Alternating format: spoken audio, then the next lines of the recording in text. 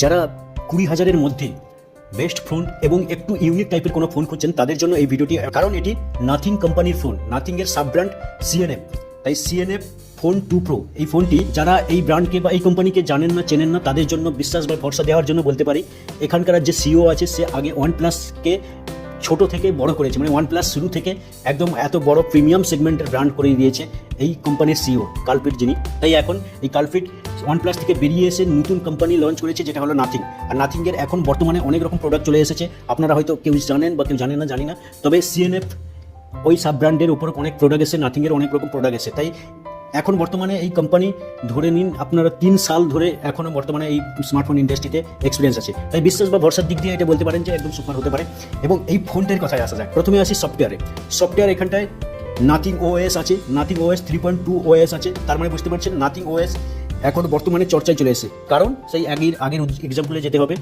OnePlus-এর যে ওএস ছিল একদম সবার মুখে মুখে চর্চায় থাকতো, একদম সুপার স্মুথলি ফ্লুয়েন্ট ওএস ছিল। সেই কোম্পানির সিও এখন নাথিং ওএস বের করেছে, এতটা স্মুথ, এতটা ইজি এবং এতটা কমফোর্টেবল মানে ফিল পাবেন। এটা এক ফোটাও বাড়িয়ে বলছি না, আপনারা চালালে হয়তো বা যারা এটা ইউজ করেছে তারা জানে। ছাড়াও এখানে 7.8 mm ঠিক করেছে, মানে পাতলা করেছে। সেকেন্ড নম্বর যদি পয়েন্টে আসি, তাহলে এখানে 5000 mAh এর ব্যাটারি দিয়েছে, মানে এখানে বড় ব্যাটারি পেয়ে দেওয়া হয়েছে। থার্ড পয়েন্ট যদি আসি, তাহলে এখানে ক্যামেরা এখানে 3টে ক্যামেরা দিয়েছে রিয়ারে, একটা 50 megapixel telephoto camera, 2x optical zoom, আর একটা 50 মেগাপিক্সেল মেন ক্যামেরা, যেটা 1.57 সেন্সার মানে অ্যাপারচার সেন্সার আছে এবং লার্জেস্ট সেগমেন্টের সেন্সার আছে। আর একটা যেটা দিয়েছে 8 মেগাপিক্সেলের আল্ট্রা ওয়াইডের ক্যামেরা।